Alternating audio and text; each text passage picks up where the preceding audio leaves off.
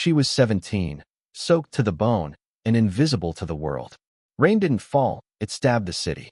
Sharp drops hit the pavement like broken glass, ricocheting off puddles and rooftops, turning Lagos into a cathedral of dripping chaos. The neon lights of Adeniji Adel Road smeared against the wet streets, bleeding red, green, and yellow into rivers of grime. And in the crook of a locked-up kiosk, beneath a fluttering sheet of cardboard, sat Amara Wuku, bone-thin, barefoot, and forgotten. The wind tore through her threadbare dress, chilling her skin to the bone. She hugged her knees tighter, the cardboard trembling above her head as if it, too, wanted to escape. The kiosk's corrugated shutter clanged with every gust of wind from the lagoon, and the water snuck in anyway, through cracks, under her feet, into her soul. On good nights, Amara told herself that the raindrops were stars, that the dark asphalt under her was a night sky she happened to be walking across. That maybe, just maybe, someone up there was watching. But tonight, the sky was locked. No stars, no mercy, just silence and cold. It felt fitting.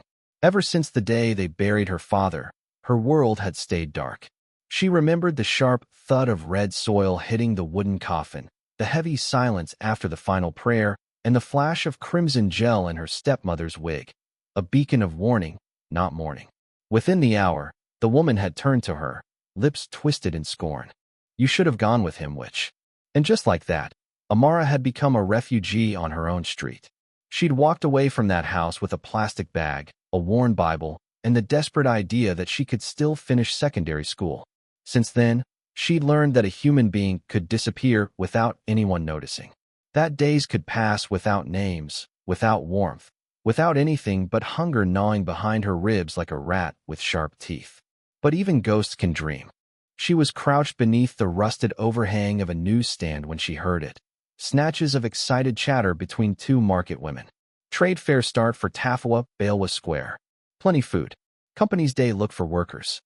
You day joke? I hear one vendor need 10 people now. Her ears perked. Her stomach twisted at the mention of food, but it was the word workers that sent a jolt down her spine. A job, even if just for a day. Hope lit up inside her like kerosene. She stood, wiped rainwater from her arms, and began walking. Her slippers were thin as paper and cracked at the edges. Every step sent a small ripple of pain through her soles. But the promise of something, anything, was stronger than the ache. The city came alive as she moved. Danfo buses hissed and groaned. Hawkers shouted prices over honking horns. Fried plantain sizzled. Music spilled from corner speakers. By the time she reached Tafawa Balewa Square, Lagos had turned into a living animal, roaring, laughing, grinding against itself. And for a moment, Amara forgot her hunger. The energy was electric. Colorful banners snapped in the wind. Pop-up stalls competed for attention. The smell of suya, chin-chin, and roasted corn battled with gasoline and sweat. Afrobeat poured from rival speakers, as if the air itself was vibrating with ambition. This was Lagos in its full chaos, ugly and glorious. She approached her first stall, where a man in gold-rimmed sunglasses was arranging imported phones.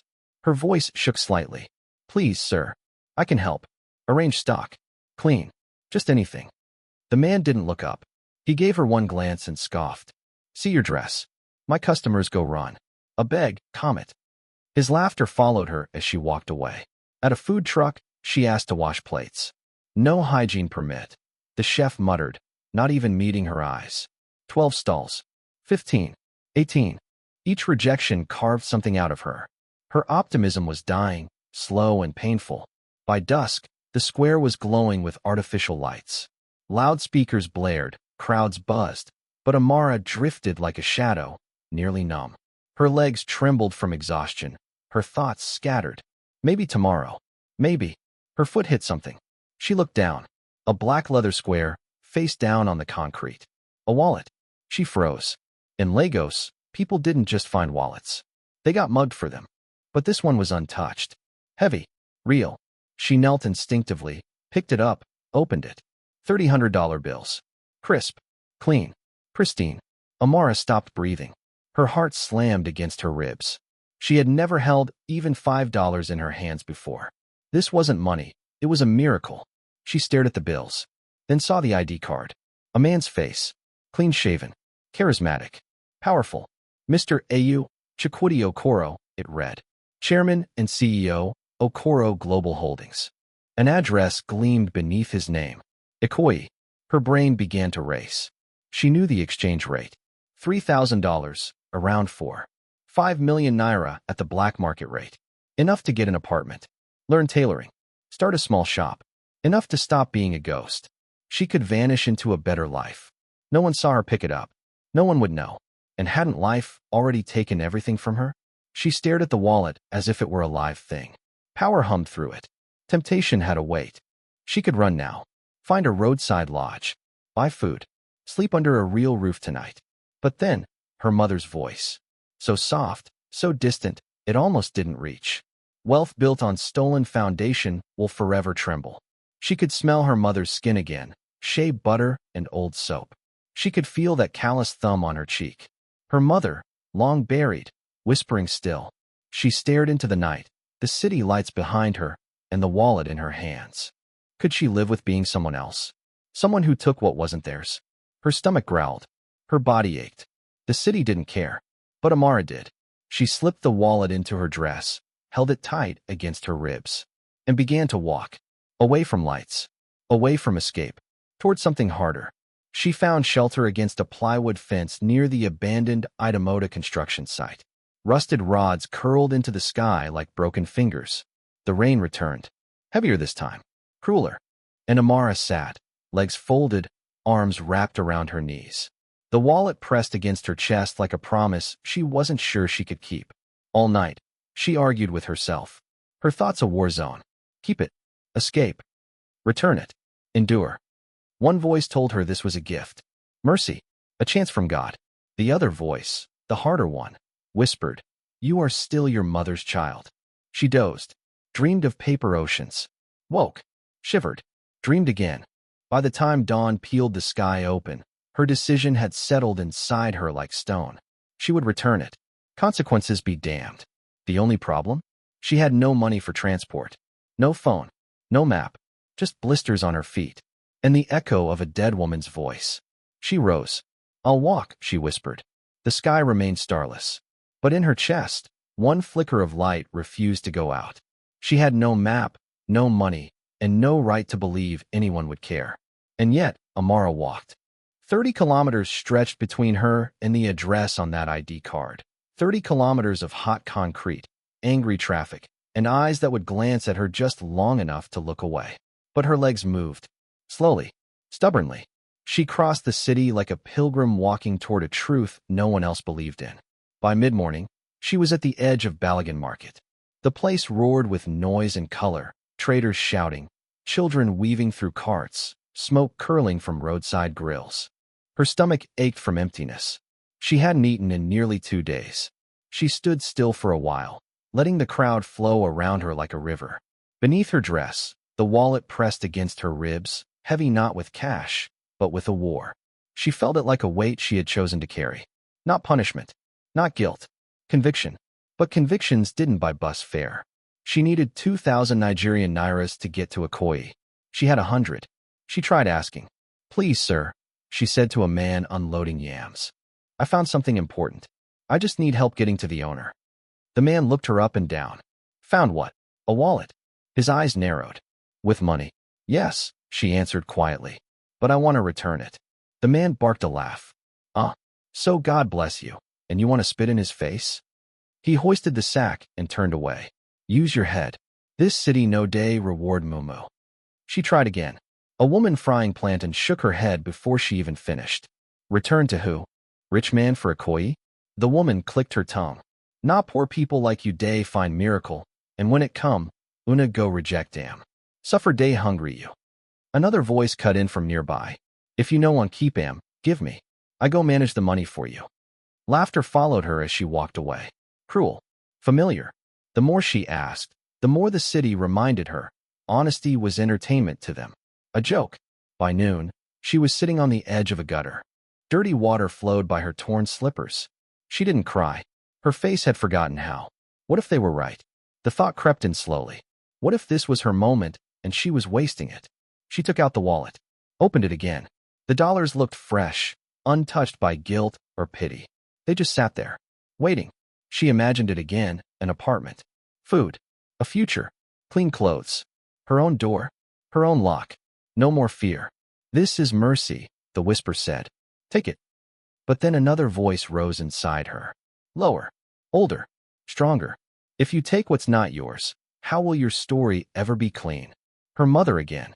Always that voice. What does it profit a soul to gain comfort but lose its honor? She clutched the wallet tighter. I'm not a thief, she whispered, to no one. Not even if the world said she was a fool. She stood up, blisters burning, legs trembling, and she walked, past Idamoda, past CMS, across bridges where buses honked and nearly clipped her elbows. She asked for directions at every turn. Some ignored her. Some shook their heads. One Okada driver laughed. To trek go Ikoyi? You get Elijah Spirito. She smiled weakly. Then may that spirit carry me. And still, she walked. She slept that night under a tree beside an abandoned fuel station. She curled around her backpack like it was treasure. It wasn't comfort she held. It was dignity. And that had to be enough. When morning came, she stood again. Her feet cracked and swollen. Her skin burned from sun and dust. But her spirit, it hadn't broken. By late afternoon, she was walking through Falomo. The buildings changed. The road smoothed out. SUVs hummed by with tinted glass. Guards stood at gates, eyes narrowed behind sunglasses. She kept going. At a luxury cafe, she approached a security officer. Her voice was raw. Please, can you help me find this address? He took the card, read it, looked her up and down. Milverton Crescent. That's nearby, he said. But you sure this person goes see you? I have to try. Be careful. People here, they don't like surprises. He pointed her forward. And then, she saw it. Number 12. A mansion behind gates taller than most houses. Gold-plated initials in the iron, Okoro. Security cameras stared down like quiet judges. The pavement looked cleaner than most hospital floors. She hesitated. Her reflection in the polished gate startled her. Her face was smudged, her hair tangled, her eyes sunken from hunger. She looked like exactly what she was. But still, she lifted her hand and pressed the buzzer. A crackle. Yes. I found something. For Mr. Okoro. I came to return it. A pause. Then, who are you? No one, she almost said. But instead, just someone trying to do what's right. Minutes passed. Then the small gate creaked open. Two guards stepped out. One frowned. The other scoffed. You say weddin'? You carry weddin' belong to Oga? She nodded. Yes, please. I need to return it. The first one sneered. Abi you see wallet for gutter, and say make you use enter paradise. They laughed. Loud and sharp. Amara didn't laugh. She reached beneath her dress. Pulled out the wallet. It's his. I didn't take anything. Please. One of them stepped forward, reaching. No. She stepped back. I need to give it to him. Please. Just tell him I'm here. The second guard's face changed. His voice dropped. Oga no day see people like you. Better drop the thing and disappear before we call police. She didn't speak. Didn't move. The gate slammed shut. She stood there. And stayed. As darkness fell, as cars came and went, as mosquitoes returned to feast on her arms, she stayed. She sat on the pavement, hugging the wallet to her chest like a prayer. She dozed. Woke. Dozed again. Her back ached from the concrete. Her belly from emptiness. Her pride from humiliation. But her feet had brought her this far. She would not leave without trying. Just before dawn, a splash of water woke her. A street cleaner muttered at her to go find your house. But she had none. And then, a sound. The gates creaked open. SUVs rolled forward slowly. Black, glossy, silent. Amara stood. Her legs wobbled. Her hands trembled. She stepped directly into the path of the lead car. Tires screeched. Voices shouted. Are you mad? Move. Move. But she didn't move. A car door opened. And then, he stepped out. The man from the photograph. The eyes she'd stared at for days. Mr. A.U. Okoro. Gray suit. Calm eyes. Powerful presence.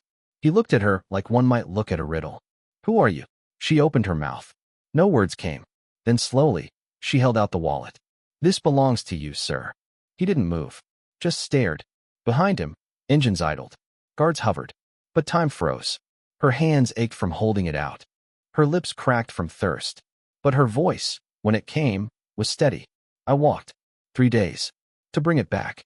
Silence. Then he stepped forward, took the wallet gently, opened it, checked inside, paused, then looked at her again, really looked, and said just one word. Come.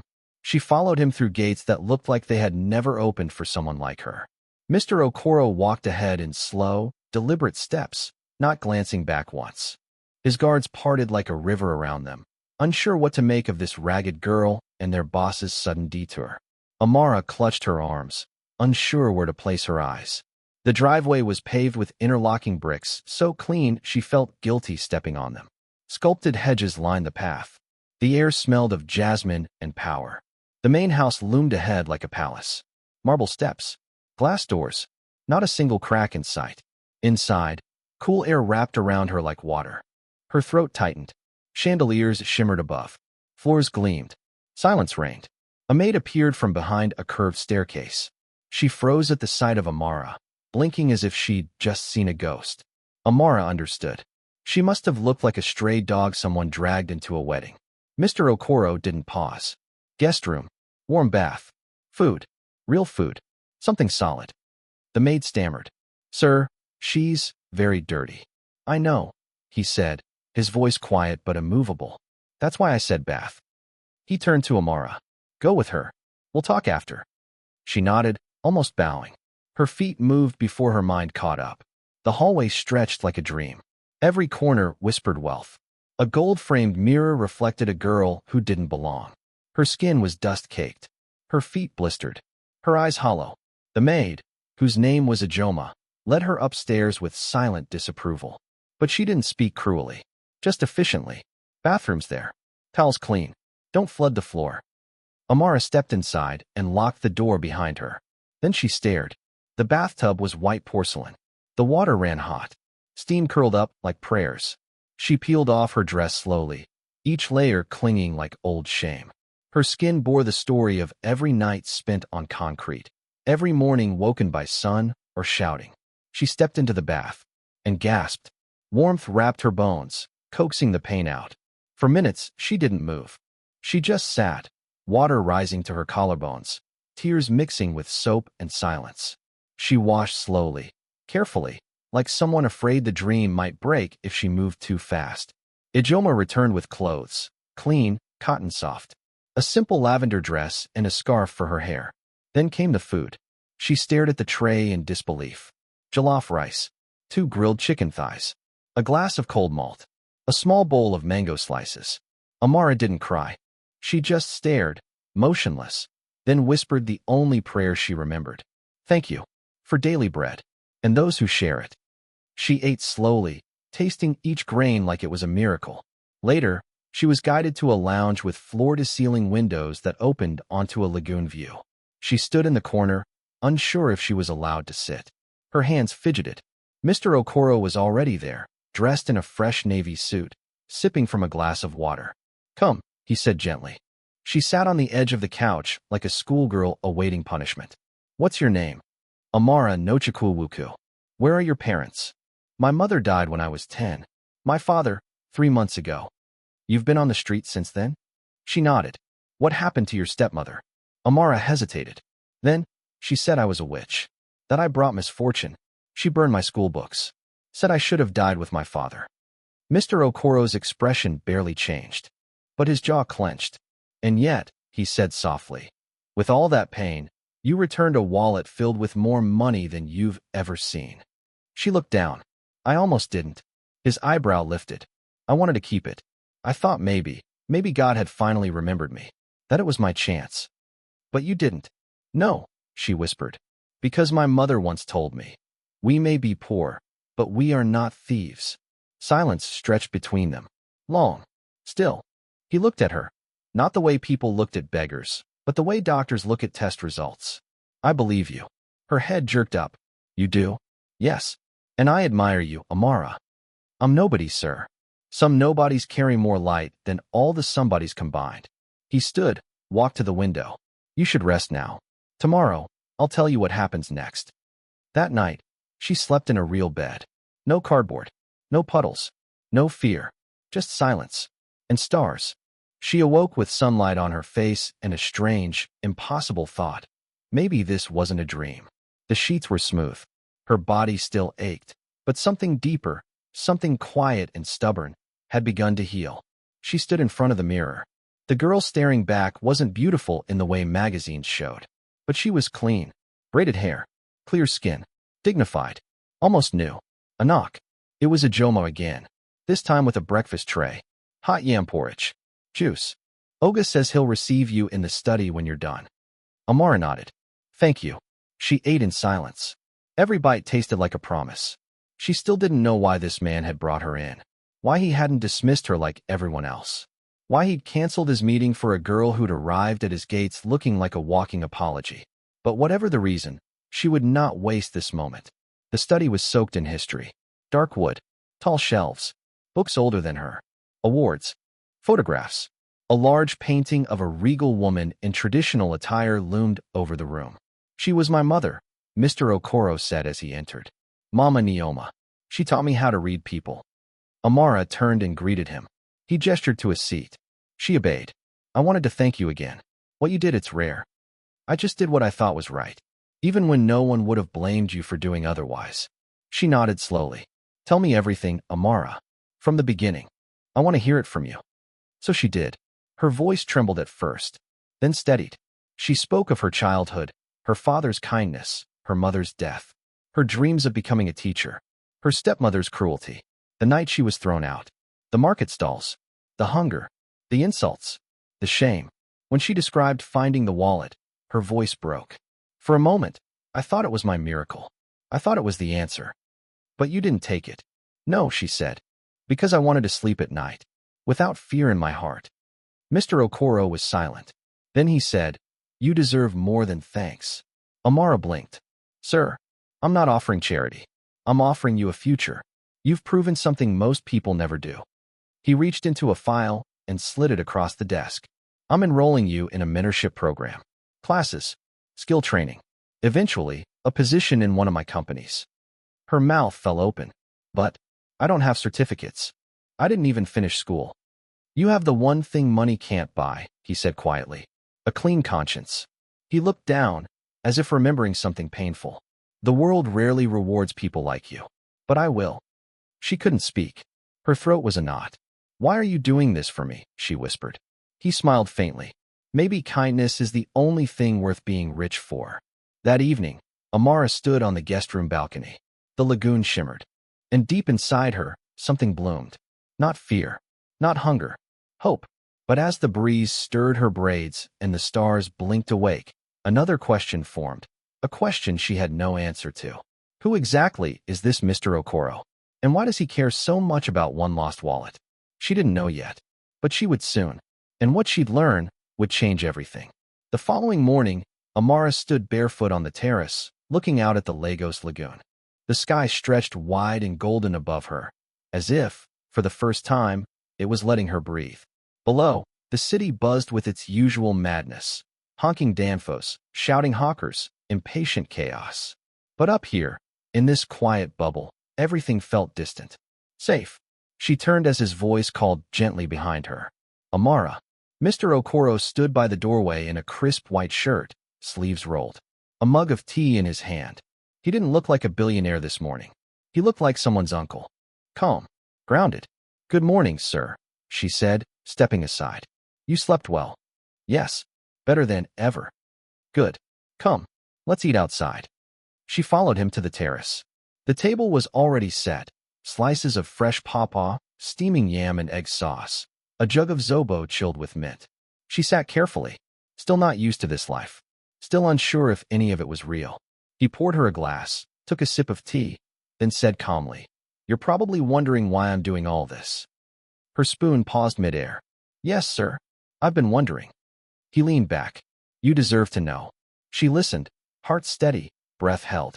2 years ago, he began, I lost my mother. Mama Neoma.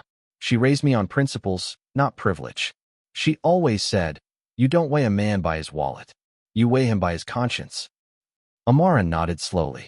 After she passed, he continued, I was lost. Grieving. I started seeing the world differently. I saw greed where I'd once seen ambition, self-interest in the people I called friends, even my staff. So, I decided to test something. He paused. I took one of my old wallets, filled it with $3,000, left my ID inside, and I dropped it somewhere public. I wanted to see if anyone would return it. Not for reward, not out of fear, just because it was the right thing to do. Amara's hand froze. Her eyes widened. You dropped it? He nodded. Yes, in a mall.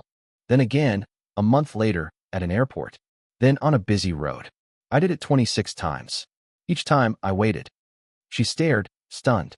And no one returned it? Not one. Some spent the money. One tried to use the card. One even called pretending to be me to collect more. He sipped his tea.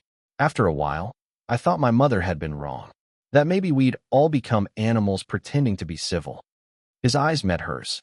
Then you happened. She couldn't speak. Her throat locked. You, Amara. You, with nothing.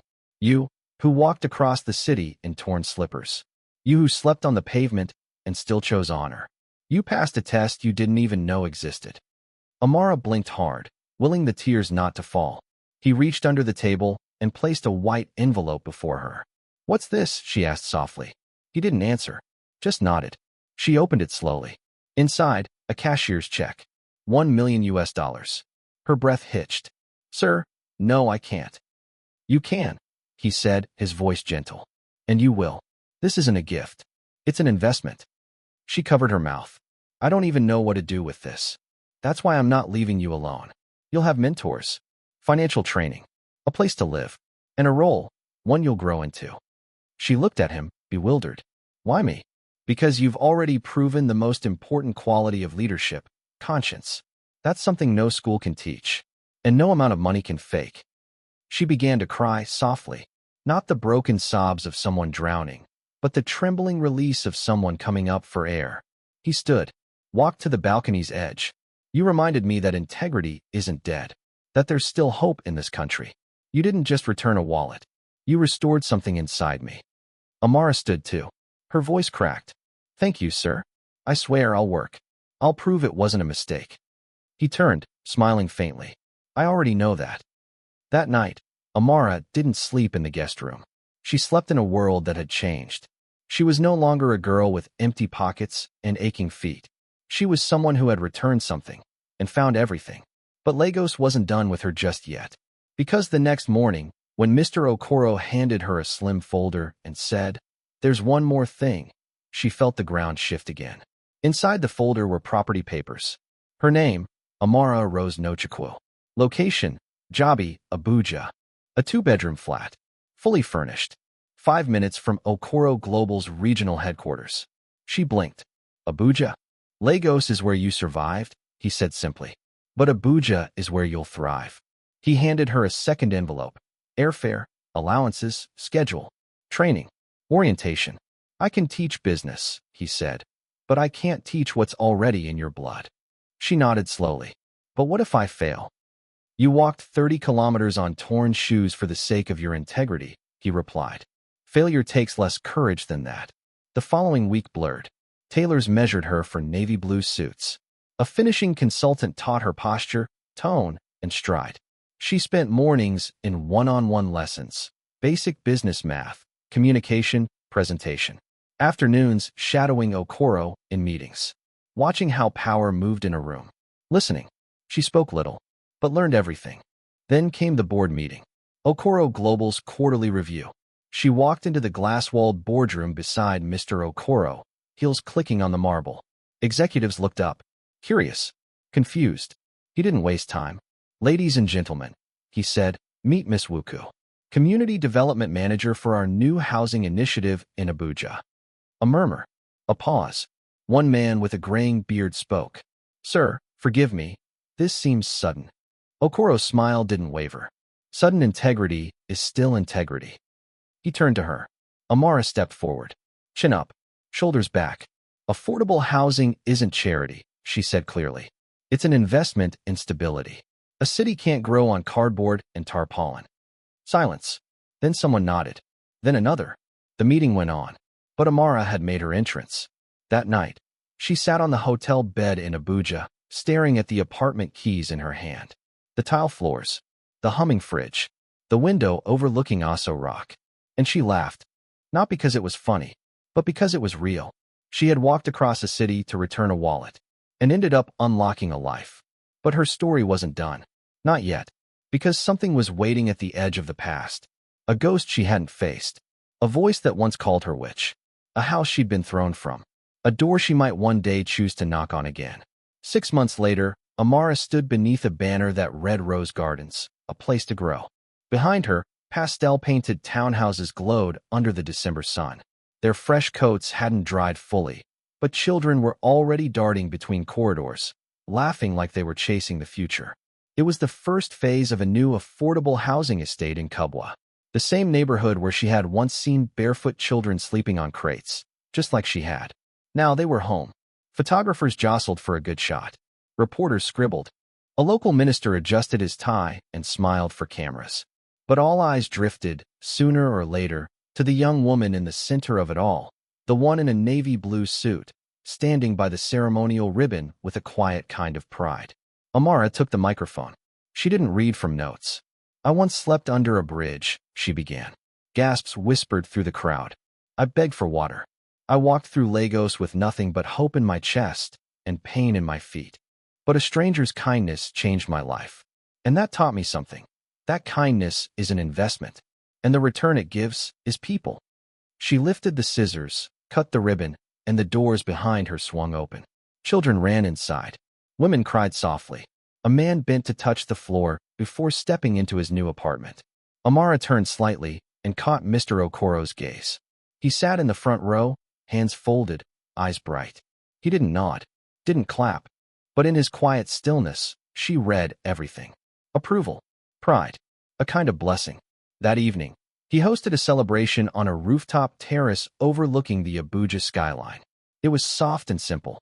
No loud music, just fairy lights. A saxophonist playing old high-life tunes. The kind of party that whispered, "We made it." Amara stood by the railing, sipping Zobo, watching lights flicker far below. Mr. Okoro approached her, holding a slender leather case. "For you," he said. She opened it. Inside lay a single brass key on a velvet cushion.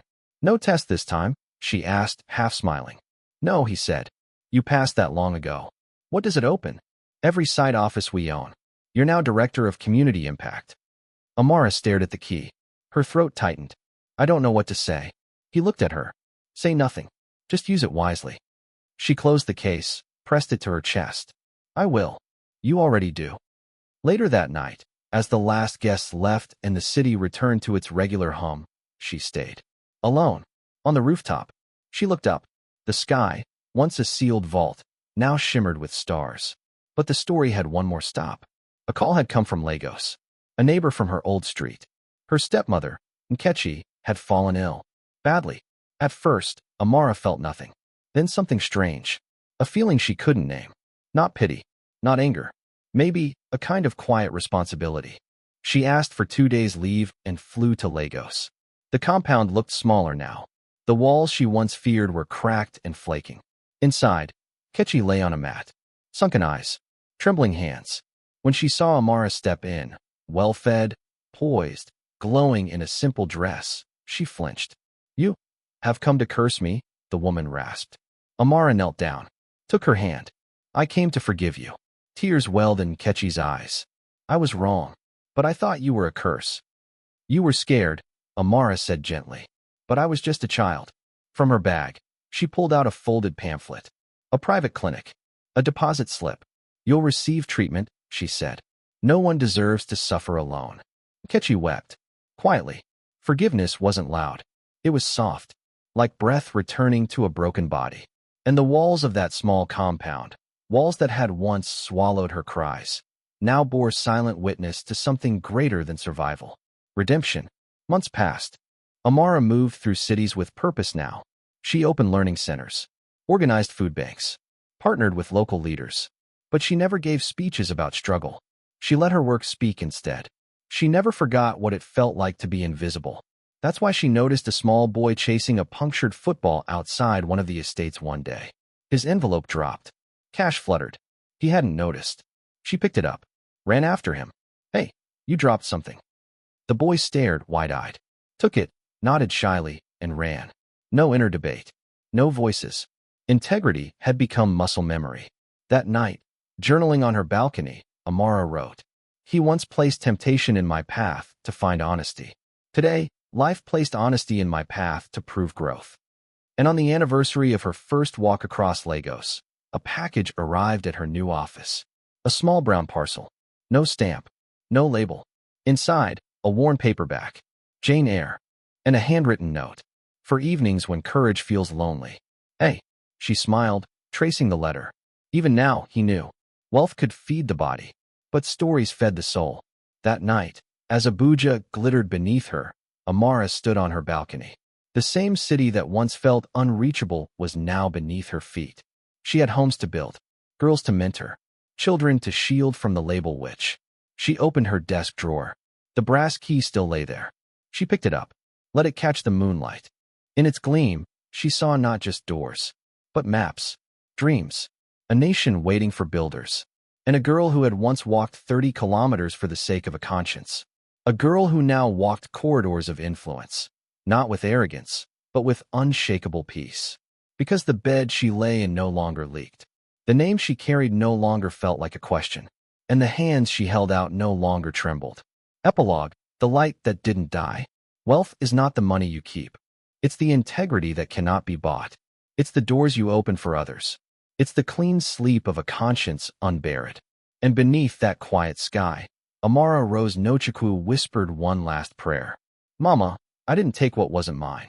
And somehow, that's how I found everything I'd lost.